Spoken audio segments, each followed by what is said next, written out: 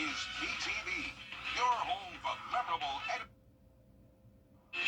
We have a strong storm over Richmond County now, and this special weather statement goes until 10:15.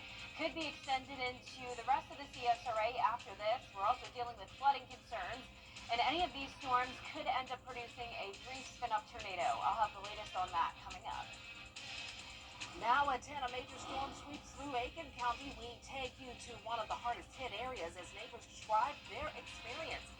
Plus, an audit of Augusta's housing and community development. Why commissioners say having one completed is at the top of their list. As your news at 10 starts now. Live from Television Park, this is WJBF News Channel 6 at 10 on BTV. Good evening, everyone. I'm Dee Griffin. Thanks so much for joining us. Coverage you can count on begins in Aiken County, where cleanup is underway after a tornado ripped through the community. The National Weather Service confirming this afternoon that an EF1 tornado hit this area around 3:30 this morning. Sean Cabbage-Talk has more.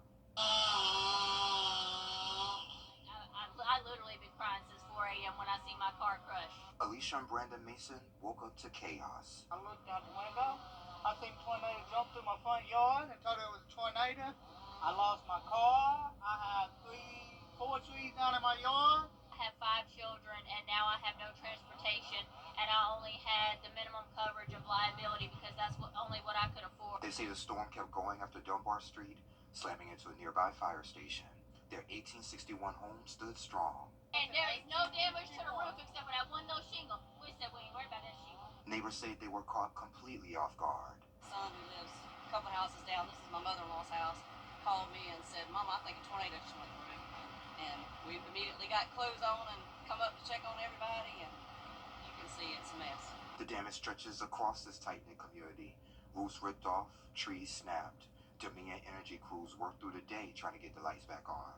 Like a train was coming through. I was like, oh my goodness, what's going on? So I jumped up, grabbed my pants, and just freaking out because I never experienced it before. I came to try to open my back door, and I found out that my roof had got snatched off the back door. James Robertson found debris everywhere. He spent time checking on neighbors. Lives disrupted again less than a year after Helene. Well, it is confined to this one area, but I would say it's about the same. With the damage to the trees and the houses, I would say it's about the same. PTSD from that, just not even a year ago we had Helena, and then this come through kind of like makes you scared. Like, it's just something you never think it happened to you in your neighborhood. Neighbors rallied, checking on each other in the dark. Responders showed up fast. Chief at Lakeland Department, he checked on us, his wife. Brandon been kind of reached out. Red Cross has been on top of everything. They've been very, very supportive. And speaking of the weather, it's time now to get a first look with Chief Meteorologist Jenna Petranci. And we hear the thunder and the lightning outside. I saw it a little while ago over us, Jenna, and it's going to be an active evening. That's right, Dee. We are watching for the possibility of additional strong to severe storms until around 4 o'clock tomorrow morning. But before we get to Live Viper 6 again, I do want to show you our debris detector from 3:30 this morning. This is where we saw debris lofted around the Langley Fire Department, where we were just talking about in Sean's story there. So this is a confirmed tornado that touched down this morning in Aiken County. It was an EF1 with 105 mile-per-hour winds, and that just goes to show that within all this messy rain that we're seeing, some of these storms, even though they don't look that daunting on radar, they do have the capability of producing these brief spin-up tornadoes. That tornado in Aiken County only lasted 2 minutes, and it only took a path that was around 1.5 miles long, but look at all the damage it caused. So that's why we're watching this very closely for you tonight. On top of that threat of severe weather and tornadoes, we also have the threat of flooding. Look at all the rain that came down over the past 24 hours. It's been mostly our southeastern counties that saw the majority of the rain up until the last few hours. Now it's been Wilkes up to McCormick that have also been dealing with some flooding, and even down near Jefferson and Emmanuel County, that's where our radar estimates are now showing 3 to even 5 inches of rain. You can see here on Live Viper 6 that these storms are across the central portion of the CSRA, and a lot of them are training, meaning they're dumping a lot of heavy rain over an extended period of time over the same area, and that's why these rainfall accumulations are just piling up. But we have this special weather statement for parts of Richmond and Burke County. until 10:15, and I do think it could be extended after that into maybe Aiken County. This is for heavy rain, frequent cloud-to-ground lightning, 40-mile-per-hour wind gusts possible, and pea-sized hail. We're also watching closely for the possibility of that brief spin-up tornado. Flash flood warning for Wilkes County with all that rain. Heavy rain happening now up near Lincolnton and McCormick, and then widespread light rain with a flood warning along the Ogeechee River here in Jenkins County. You can see it's pretty breezy here and damp outside on our Terry Lambert Hyundai Skyview cam in Swainsboro. We had a cooler day again with highs only in the 70s, and right now our temperatures are in the 70s as well. Coming up, I'll have a look at your futurecast for the rest of this evening, so stay with us, but back to you, Dee. All right, thanks so much. We'll see you then. A development in the investigation of the deadly hit-and-run incident that killed a pedestrian in Richmond County. The sheriff's office has identified the driver to be 45-year-old Shaquita Dawson. She left the scene after hitting 24-year-old Tavion Wright on Windsor Spring Road today. Dawson was taken into custody and then taken to the Charles B. Webster Detention Center. No word on the charges she is facing. Augusta leaders are preparing to approve what's being called an urgent need. Tuesday, commissioners are scheduled to hire a local firm to conduct an audit of several accounts in the Housing and Development Department. Last month, Director Hawthorne Welcher was placed on leave, and the city paid the federal government $6.5 million for compliance issues involving rental assistance funds granted to the city. We want to make sure that we can go ahead and clear everything up and get back to work. Is this a forensic audit? Are we looking for crime? No, this is not a forensic audit. This is actually just a routine audit of the actual expenditures of any. It's a normal process that you go through just to make sure that everything balances out. The cost of the audit is to not exceed $63,000, and it's expected to take 5 to 6 months. Well, May is Stroke Awareness Month, and this week Piedmont Augusta is hosting a community event that will help you identify the signs of one. Most strokes occur in the brain when a blood vessel is blocked by a clot or bursts. According to the Centers for Disease Control, 600,000 out of nearly 800,000 who suffer strokes in the U.S. are first-timers, but there are warning signs you can spot before you get to that point. We recognized the importance of loss of balance in the constellation of stroke symptoms, and then the eye symptoms that can sometimes result. So patients can have loss of vision in one eye or both eyes, or blurriness of vision. And they can also become very unsteady after a stroke, particularly in the back of the brain, we call the posterior circulation. This Thursday, the hospital is hosting a free stroke prevention awareness event. It's from 11 until 1 p.m. on the front lawn of Piedmont Augusta downtown. North Augusta is on the mind of South Carolina Lieutenant Governor Pamela Yvette. Today, she was in town for the grand opening of the newest location of the Augusta Oncology Multi-Specialty Clinic. It's located on Bluff Avenue. The center will provide both chemotherapy and radiation services on site. The radiation center is on the first floor. The chemotherapy center is on the second. You know, as people look where they want to call home, they want to look for things like quality of life. They want to look for things like good medical care. They want to look for services, and that's what you have here. So this will definitely put this area on the map. People coming here to make sure that if they're going to ground roots, this is where they want to be. We can give chemotherapy and radiation therapy in one facility. We can do diagnostic imaging. We have CT scanners. We'll have PET CT scanners. So we can take care of the whole person going through this journey. The Cancer Center is part of the Beacon Bluff Development Project to help transform downtown North Augusta.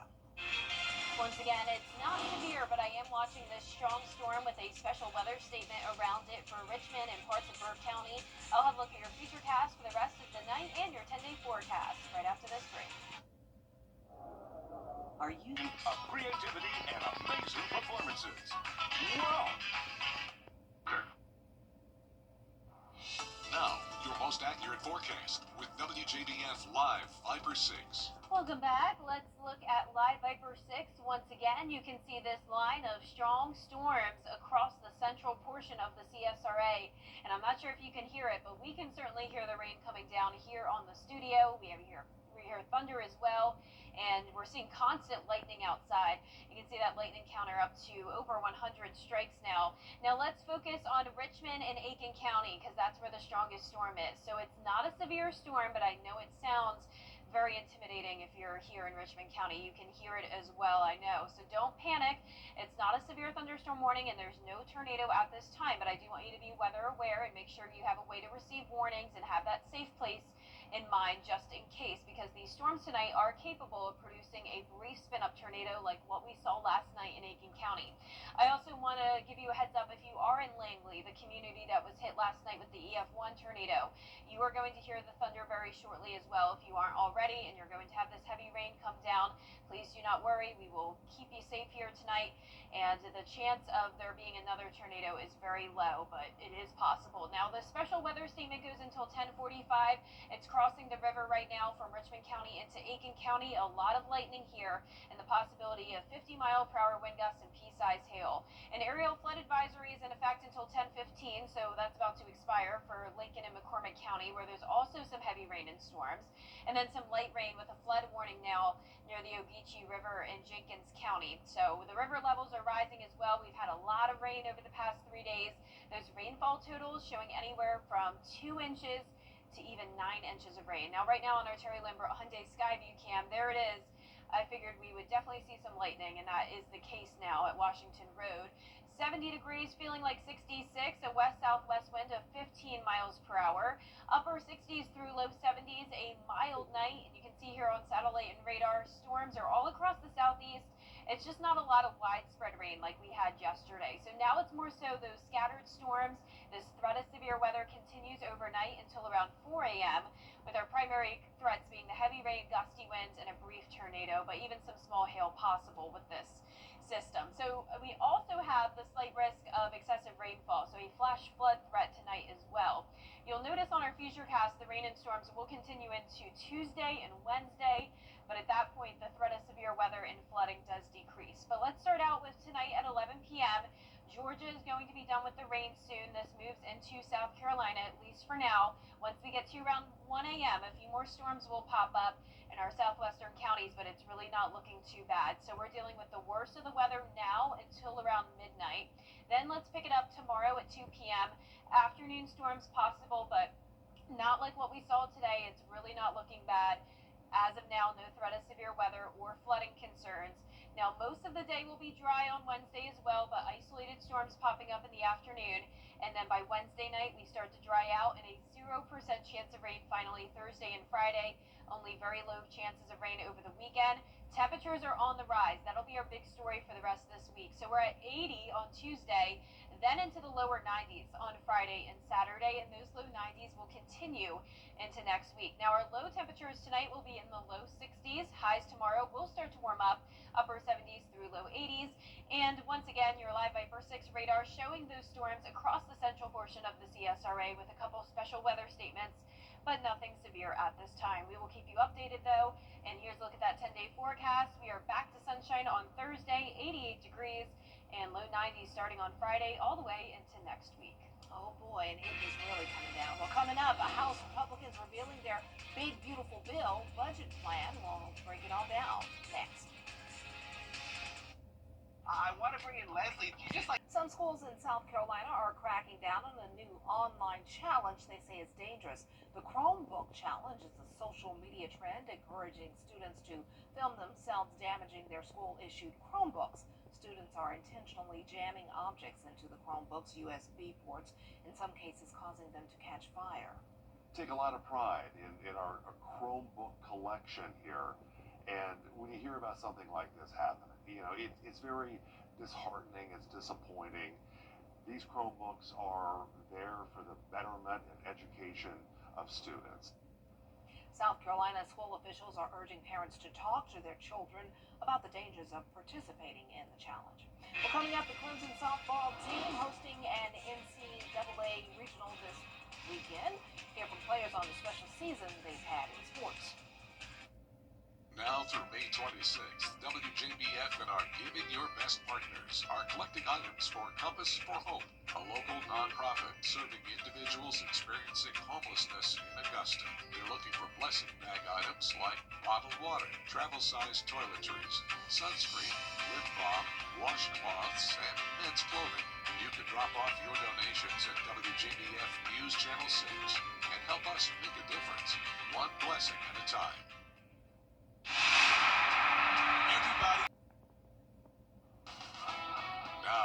WJBF sports coverage you can count on.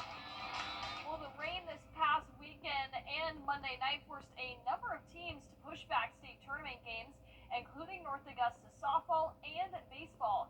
The North Augusta softball team was supposed to play Midland Valley in an elimination game Monday night. Instead, that's rescheduled for Tuesday at 6 p.m. The two teams faced off last week with the Mustangs holding off the Yellow Jackets 16-7. The winner moves on to face South Florence.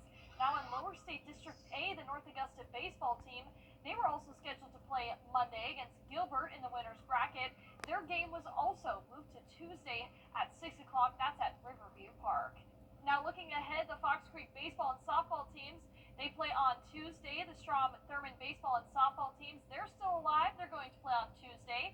In girls soccer, the Fox Creek and North Augusta teams, they're on the road Wednesday. The Predators play Oceanside Collegiate, while the Yellow Jackets take on Hilton Head. The Emmanuel County Institute baseball team plays in the Final Four against Wilcox County on Wednesday in the GHSA state tournament.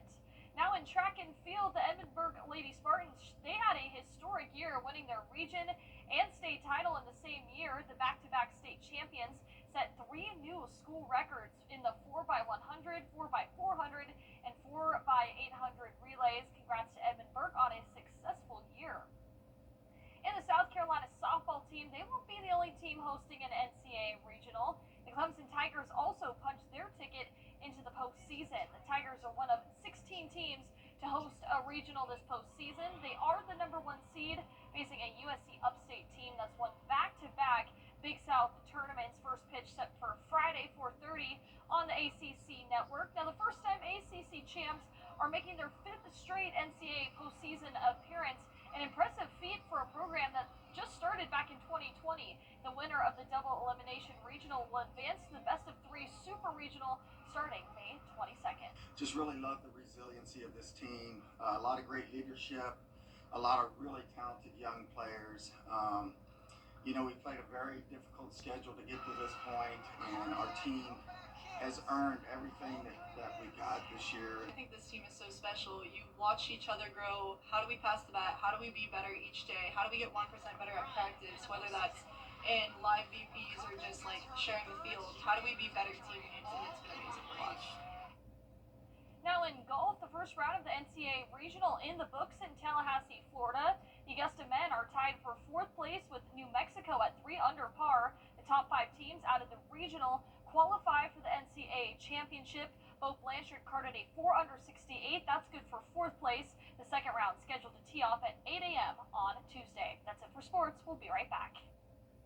WJBF. Every day, ordinary people in the CSRA do extraordinary things to serve our community. Each month, News Channel 6 recognizes these outstanding volunteers with the Giving Your Best Award. Do you know an everyday hero who goes the extra mile to help others? Nominate them for the Giving Your Best Award by visiting WJBF.com and filling out the entry form. Sponsored by Science Co., Piedmont Augusta, Security Federal Bank, and News Channel 6. And last but not least, a couple in Connecticut was in for a surprise when they checked on their dogs. They say one of their dogs is alive today thanks to the quick thinking of their other dog. Kent Pierce has the story. It kind of looks like these two dogs are playing, but what is happening with the smaller dog, Yogi, is actually very serious. I came home to him being, blue in the face and having a really hard time walking and breathing. Sarah McCardle checked the camera that she has for the dogs and saw little Yogi had a bunch of seizures. Yogi's been having seizures for years. He never liked being in a crate like we had, so he was in our bed. And that's when he first had the first one, and I didn't even know what it was. The epilepsy was one reason Sarah and Craig were hesitant to get another dog. But once Reggie the boxer was in the house, Yogi got a lot better. He got him going and moving, turned him back into a pup again, and he has saved his life in more than one way. Including this past Tuesday. French bulldogs like Yogi have small snouts that make it easy to aspirate or breathe in their own saliva, especially during a seizure. On the video, Reggie senses Yogi is in trouble. He rolled him around so he would get up and, cough to not aspirate and get the fluid and the stuff out and be able to clear his throat. They got Yogi to the vet. He's good now, but Sarah and Craig know what could have happened. If it wasn't for Reggie, moving him all around and being here, I would have came home to, him not being alive. We know Dog is Man's best friend. Turns out they can be pretty good friends to each other, too. In Milford. Oh, how sweet. Oh, saving each other. Yeah, he saved them. Yeah. So impressive. I don't know how he knew how to do that. Well, I think probably she said he's had a number of seizures, so I wonder if Reggie has seen them in the past when they're moving him around and he's like, this is what I have to do. Yeah, it's so cool. Yeah. Smart boy. Very. Well, our radar is still showing that line of some strong to severe storms anywhere from McCormick County down to around Burke County. And I'm looking out from the distance on our Terry Lambert Hyundai Skyview cam, and we're just seeing the lightning light up the sky constantly. These are some very noisy storms, but luckily nothing severe or too strong at this time. But straight line with wind damage is possible with those gusts up to around 40 miles per hour. A 40% chance of rain and storms on Tuesday, 50% chance on Wednesday. We're finally back to sunshine on Thursday, and it'll be heating up all the way into the lower 90s Friday into next week. All right, thanks so much. Well, that does it for this half hour. The news continues at the top of the hour on News Channel 6 at 11. And Hogan's Heroes is next here on BTV. Have a great night. Bless your heart.